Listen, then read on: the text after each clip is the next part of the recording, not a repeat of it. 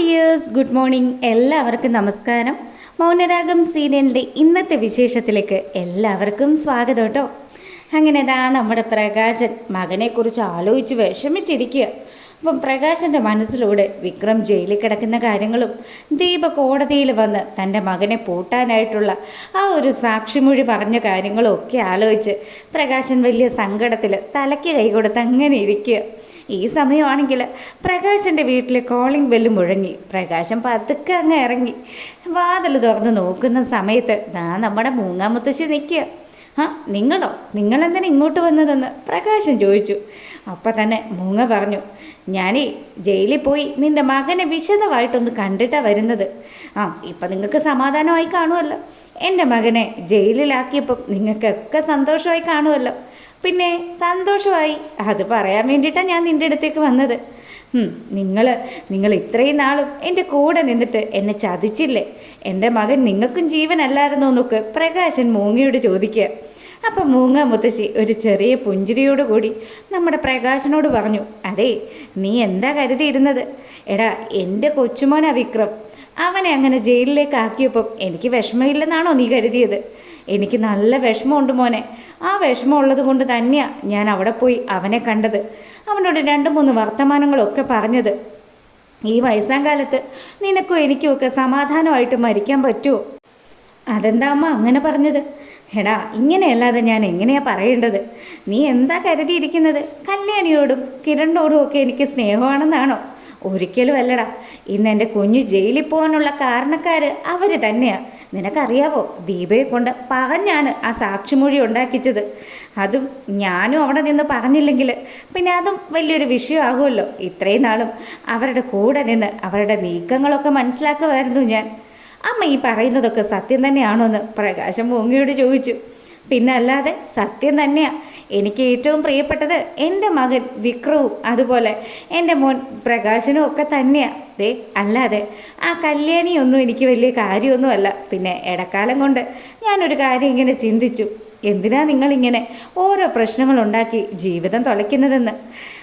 അമ്മയ്ക്ക് ഇപ്പോഴാണോ അതൊക്കെ തോന്നി തുടങ്ങിയത്? അമ്മയല്ലേ പെൺപിള്ളേരെ വെറുക്കണമെന്നും പെണ്ണുങ്ങളൊക്കെ വേണ്ടാത്ത ആൾക്കാരാണ് എന്നും ഒക്കെ പറഞ്ഞു തന്ന് എന്നെ പഠിപ്പിച്ചത്. എന്നിട്ട് ഇപ്പം അമ്മ എല്ലാത്തിനും കൂട്ട് നിന്നിട്ട് അമ്മ ഇപ്പം മറുകണ്ഠം ചാടിയില്ലേ? എടാ മോനെ, അതല്ലേ ഞാൻ പറഞ്ഞു വന്നത്. കല്യാണി ഇപ്പം എന്നെ നല്ല വിശ്വാസത്തിലെടുത്തിരിക്കുക. അവളും അവളുടെ അമ്മ ദീപയും ഒക്കെ വിചാരിച്ചിരിക്കുന്നത് ഞാൻ നന്നായി വലിയ പുള്ളിയായി പോയെന്ന്. എന്തായാലും അവരുടെ ധാരണയൊന്നും നമുക്ക് തെറ്റിക്കണ്ട. അമ്മ ഈ പറയുന്നതൊക്കെ ഞാൻ വിശ്വസിക്കണമെങ്കിൽ ഒരു കാര്യം ചെയ്യണം അമ്മ. എന്താ പ്രകാശാന്ന് മൂങ്ങ മുത്തശ്ശി ചോദിക്കുക. അപ്പോഴത്തേക്കിനും പ്രകാശം പറഞ്ഞു, അതേ അമ്മ ഒരു കാര്യം ചെയ്യണം. അമ്മ കല്യാണിയോട് വലിയ സ്നേഹത്തിലാണല്ലോ, അതുകൊണ്ട് അവളെ ഒരു ദിവസം ഇങ്ങോട്ടേക്കൊന്ന് വിളിച്ചു വരുത്ത്. എടാ, അതിപ്പോൾ എങ്ങനെ വരുത്താനാ? അവളിപ്പോൾ ഉള്ളത് അവളുടെ വീട്ടിലല്ലേ. അതുമല്ല, ഈ വീട് അവർക്ക് വലിയ പരിചയമൊന്നും ഇല്ലല്ലോ. പിന്നെ അവർക്ക് പരിചയമില്ലെന്ന്. അവർക്ക് പരിചയമുള്ള വീടൊക്കെ തന്നെയാണ് ഇത്. ഇവിടെ വന്നിട്ടാണല്ലോ എൻ്റെ മകനെ ആ കിരൺ കൈകാര്യം ചെയ്തത്. അങ്ങനെയുള്ളപ്പം അവൾക്ക് ഇവിടെ വരാനായിട്ട് പ്രത്യേകിച്ച് പ്രശ്നമൊന്നും ഉണ്ടാവില്ല. അമ്മ കുറച്ച് നല്ല ഭക്ഷണമൊക്കെ ഉണ്ടാക്കി അവളെ ഇങ്ങോട്ട് വിളിക്ക്. അവളുടെ അഹങ്കാരം ഞാൻ അങ്ങ് അവസാനിപ്പിച്ച് കൊടുക്കാമെന്ന് പ്രകാശൻ മൂങ്ങയോട് പറയുമ്പം മൂങ്ങ മുത്തശ്ശി എന്തൊക്കെയോ ചില കാൽക്കുലേഷനൊക്കെ ആയിട്ടാണ് ആ വീട്ടിലേക്ക് വന്നിരിക്കുന്നത്. പിന്നീടാണെങ്കിലോ, നീ പറയുന്നത് പോലെയൊക്കെ ഞാൻ ചെയ്തോളാം മോനെ എന്ന് പറഞ്ഞ് പ്രകാശനെ ആശ്വസിപ്പിച്ചു. അതിനുശേഷം മൂങ്ങയാണെങ്കിൽ കിച്ചണിലേക്ക് പോവുക. പിന്നീട് നമ്മുടെ പ്രകാശൻ നല്ല ഡ്രസ്സൊക്കെ ഇട്ട് അവൻ നേരെ വരുന്നത് നമ്മുടെ വിക്രത്തെ കാണാൻ വേണ്ടിയിട്ട് ജയിലിലേക്കാണ്.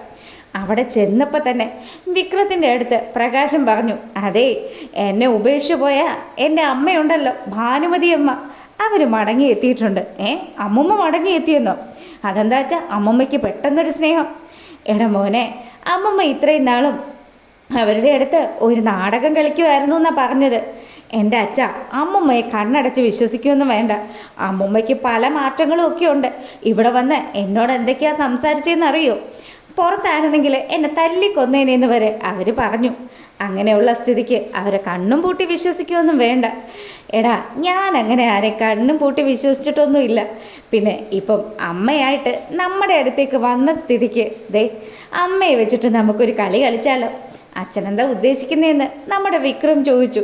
എടാ, അത് വിശദമായിട്ട് പറയാൻ വേണ്ടിയിട്ട് കൂടിയാണ് ഞാനിപ്പോൾ നിന്നെ കാണാൻ വന്നത്. പിന്നെ അറിയാലോ നീ ഇങ്ങനെ കിടക്കുമ്പോൾ അച്ഛന് നല്ല വിഷമമുണ്ടെന്ന്. മോനെ, നിനക്ക് വേണ്ടിയിട്ട് അച്ഛൻ ആ കല്യാണിയുടെ കാര്യത്തിൽ ഒരു തീരുമാനം ഉണ്ടാക്കാമെന്ന് തന്നെയാണ് കരുതിയിരിക്കുന്നത്. അച്ഛ എന്ത് പ്ലാനാണെങ്കിലും എളുപ്പം എന്നൊന്ന് പറയുന്നു വിക്രം പറഞ്ഞു. അങ്ങനെ നമ്മുടെ പ്രകാശൻ ആ കാര്യം അങ്ങ് അവതരിപ്പിക്കുക. എടാ, മൂങ്ങ മുത്തശ്ശി നമ്മുടെ കൂടെ ഉള്ള സ്ഥിതിക്ക് അമ്മ വിളിച്ചു കഴിഞ്ഞാൽ കല്യാണി അമ്മയുടെ അടുത്തേക്ക് ഓടി വരും. അങ്ങനെയാണെങ്കിൽ അവൾക്ക് ഇഷ്ടമുള്ള ഭക്ഷണമൊക്കെ അമ്മ ഉണ്ടാക്കിയും കൊടുക്കും. അതിനകത്ത് അമ്മ പോലും അറിയാതെ സ്വല്പം വിഷം ചേർത്ത് കഴിഞ്ഞാൽ ആരൊക്കെയാ മോനെ തീരുന്നതെന്ന് നിനക്കൊന്ന് ഊഹിക്കാമല്ലോ. അത് കൊള്ളാമല്ലോ വെച്ചാൽ അത് നല്ല ഐഡിയ ആണല്ലോ. അല്ല, അമ്മമ്മ മൊത്തത്തിൽ മാറിയെന്ന് പറഞ്ഞ സ്ഥിതിക്ക് അമ്മമ്മയോട് ഈ സത്യങ്ങളൊക്കെ പറഞ്ഞാൽ എന്താ അച്ഛാ പ്രശ്നമെന്ന് വിക്രം ചോദിക്കുക. ഏയ്, അതിപ്പോൾ അമ്മ അറിയണ്ട. അമ്മ അറിഞ്ഞു കഴിഞ്ഞാൽ എങ്ങനെയായിരിക്കുമെന്നൊന്നും പറയാൻ പറ്റില്ല മോനെ. അമ്മയെ പൂർണ്ണമായിട്ടൊന്നും ഞാൻ വിശ്വസിച്ചിട്ടൊന്നുമില്ല. പിന്നെ ഇപ്പം അമ്മയെ വെച്ച് ഇങ്ങനൊരു കാര്യം ചെയ്യാമെന്ന് ഞാനങ്ങനെ ആലോചിക്കുക. അതിനുശേഷം കിരണും കാർത്തികയും അതുപോലെ നിൻ്റെ അമ്മയുണ്ടല്ലോ ആ ദീപ എന്ന് പറയുന്നവള്, അവളും ഒക്കെ ആ ഭക്ഷണം കഴിച്ച് അവസാനിക്കുവാണെങ്കിൽ അങ്ങ് അവസാനിക്കട്ടെടാ. കൂട്ടത്തോടു കൂടി അത്രയും പേരും പോയാൽ അച്ഛൻ സന്തോഷത്തോടു കൂടി നിൻ്റെ ഒപ്പം ഈ ജയിലിലേക്ക് വന്ന് ഇവിടെ അങ്ങ് കിടക്കുമെന്ന് പറഞ്ഞു. അങ്ങനെ വിക്രത്തിന് വലിയ സന്തോഷമായിട്ടോ. പ്രകാശനാണെങ്കിൽ എല്ലാം പറഞ്ഞതുപോലെ എന്ന് പറഞ്ഞ് അവിടെ നിന്ന് ഇറങ്ങുക. അങ്ങനെ വീട്ടിലെത്തിയ പ്രകാശൻ കാണുന്ന കാഴ്ച നമ്മുടെ മൂങ്ങമുത്തശ്ശി കിച്ചണിൽ നിന്ന് ഫുഡൊക്കെ പ്രിപ്പയർ ചെയ്യുന്നതാണ്. അത് കണ്ടപ്പോൾ പ്രകാശന് നല്ല സന്തോഷമായി. ഓ, എന്തൊരു മണവാ! എൻ്റെ അമ്മേ, എത്ര നാളായി അമ്മ ഉണ്ടാക്കിയ ഭക്ഷണമൊക്കെ കഴിച്ചിട്ട്. ഒരുപാട് കാലമായി. പിന്നെ ഹോട്ടലിൽ നിന്നൊക്കെയുള്ള ഫുഡല്ലേ ഇത്രയും ദിവസം കഴിച്ചുകൊണ്ടിരുന്നത്. അത് കഴിച്ചു എന്നൊക്കെ വരുത്തി അങ്ങ് എഴുന്നേറ്റ് പോവായിരുന്നു. പിന്നെ ഇതിപ്പോൾ സഹിക്കാൻ പറ്റുന്നില്ല. അമ്മേ, എന്തൊക്കെയാണ് ഉണ്ടാക്കിയെന്ന് പ്രകാശൻ ചോദിച്ചു. എടാ മോനെ, അതേ പപ്പടം കാച്ചിക്കൊണ്ടിരിക്കുക. അവിയലും കിച്ചടിയും തോരനും അതുപോലെ മീൻകറിയും മീൻ പൊരിച്ചതും ചിക്കനും ഒക്കെ ഉണ്ട്. ആഹാ, കൊള്ളാലോ അമ്മേ, കൊതി വരുവാണ്. ഞാൻ ഇച്ചിരി മീൻകറി കൂട്ടിയിട്ട് കുറേ കാലമായി.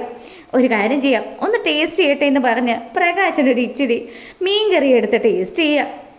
അപ്പം തന്നെ പ്രകാശം പറഞ്ഞു, ഓ എൻ്റെ അമ്മയെ ഒരു രക്ഷയില്ല.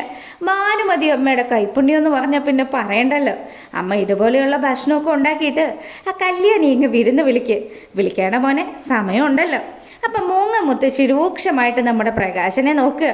നിനക്കുള്ളത് ഞാൻ തരാടാ എന്നുള്ള മട്ടിൽ.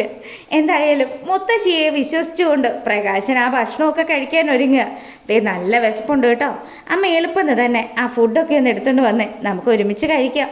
വേണ്ടട മോനെ, നീ ആദ്യം കഴിക്ക്. നീ കഴിക്കുന്നത് കണ്ടിട്ട് എത്ര കാലമായി മോനെ. അവരുടെ കൂടെയാണ് അമ്മ നിന്നതെങ്കിലും എൻ്റെ മോൻ്റെ കാര്യങ്ങളെക്കുറിച്ചും മോൻ്റെയും വിക്രത്തിൻ്റെയും കാര്യങ്ങളെക്കുറിച്ചും ഒക്കെ അമ്മ നല്ലതുപോലെ ആലോചിക്കുമായിരുന്നു. എൻ്റെ മക്കളല്ലേ നിങ്ങളെ എനിക്കങ്ങ് തള്ളിക്കളയാൻ പറ്റത്തില്ലല്ലോ.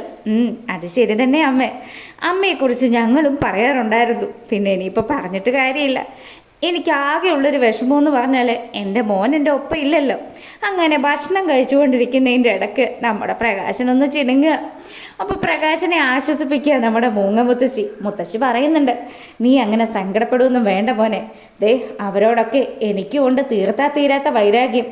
എൻ്റെ കുഞ്ഞിനെ, അതും ഞാനും ആ കോടതിയിൽ വന്ന് അങ്ങനെ സാക്ഷി പറയേണ്ടി വന്നല്ലോ, അതിലുമൊക്കെ എനിക്ക് നല്ല വിഷമമുണ്ടടാ. ഞാനവിടെ അങ്ങനെ പറഞ്ഞില്ലായിരുന്നെങ്കിൽ അവർക്കതൊരു വിശ്വാസമാകില്ലായിരുന്നു. അതുകൊണ്ടാണ് ഞാൻ തന്ത്രപൂർവ്വം കാര്യങ്ങളൊക്കെ നീക്കിയത്. അമ്മ എൻ്റെ ഒപ്പം ഉണ്ടല്ലോ. അമ്മ എൻ്റെ ഒപ്പം ഉണ്ടെങ്കിൽ പിന്നെ എനിക്ക് എന്താ പേടിക്കാനുള്ളതെന്ന് പ്രകാശം പറയുക. നീ ആദ്യം കഴിക്ക് എന്നുള്ള രീതിയിൽ മൂങ്ങ മുത്തശ്ശി നമ്മുടെ പ്രകാശനെ ഇരുത്തി അങ്ങ് കൂട്ടുക. അപ്പോൾ പ്രകാശനാണെങ്കിലോ, എൻ്റെ മോൻ വിക്രം എന്തായിരിക്കും അമ്മ ഇപ്പോൾ കഴിക്കുന്നത്? ഓ, ജയിലിലെ ഫുഡൊക്കെ ഇപ്പോൾ നല്ലതാ മോനെ. ജയിലിൽ അത്യാവശ്യം നല്ല ഫുഡൊക്കെ ഉണ്ടെന്ന് കല്യാണി മോളൊക്കെ പറയുന്നത് കേട്ടായിരുന്നു. അതുകൊണ്ട് അവൻ ആ കാര്യത്തിൽ വലിയ പ്രശ്നങ്ങളൊന്നും വരില്ല. എന്നാലും എൻ്റെ കുഞ്ഞ് എൻ്റെ കൂടെ ഇല്ലല്ലോ, ആ ഒരു വിഷമം എനിക്കുണ്ട്. എടാ, എനിക്കും ഉണ്ടടാ ആ വിഷമം. നീ വിഷമിക്കുമൊന്നും വേണ്ട. നമുക്ക് ആ കാർത്തിക എന്ന് പറയുന്നവളെയും കല്യാണി എന്ന് പറയുന്നവളെയൊക്കെ ഒരുമിച്ച് തന്നെ അവസാനിപ്പിക്കാം. അതെ, അമ്മ എൻ്റെ കൂടെ ഉള്ളതാണ് എൻ്റെ ഏറ്റവും വലിയ സന്തോഷം എന്നൊക്കെ പറഞ്ഞ് പ്രകാശൻ വാരി വലിച്ച് തട്ടിക്കൊണ്ടിരിക്കുക. അപ്പം മൂങ്ങയാണെങ്കിൽ പ്രകാശൻ്റെ ഈ കഴിപ്പ് കണ്ടതും, ഓ നിൻ്റെ ഈ കഴിക്കൽ കാണാൻ എന്ത് രസമാണ്. നീ കഴിച്ചോട്ടോ, നിനക്ക് ഇഷ്ടമുള്ളതൊക്കെ ഈ അമ്മ ഉണ്ടാക്കി തരാം. അമ്മേ, 3-4 പ്രാവശ്യം അറ്റാക്ക് വന്നവനാ ഞാൻ. അതുകൊണ്ട് തന്നെ ഇത്തരത്തിലുള്ള ഫുഡുകളൊന്നും കുറേ കാലമായിട്ട് ഞാൻ കഴിക്കാറില്ലായിരുന്നു. പിന്നെ അമ്മ ഉണ്ടാക്കി തന്നാൽ ഞാൻ എന്താണെങ്കിലും കഴിക്കും. അങ്ങനെ പ്രകാശം പറഞ്ഞതും മൂങ്ങ തൻ്റെ മനസ്സിൽ ചില കാര്യങ്ങളൊക്കെ കാൽക്കുലേറ്റ് ചെയ്യുക. പ്രകാശൻ എന്തായാലും കല്യാണിയുടെയും കിരണിൻ്റെയും അതുപോലെ കാർത്തികയുടെയും ഒക്കെ ജീവിതത്തിൽ പ്രശ്നങ്ങൾ ഉണ്ടാക്കുമെന്ന് മോങ്ങിക്കറിയാം. അപ്പം ഇതൊക്കെയാണ് ഇന്നത്തെ വിശേഷം.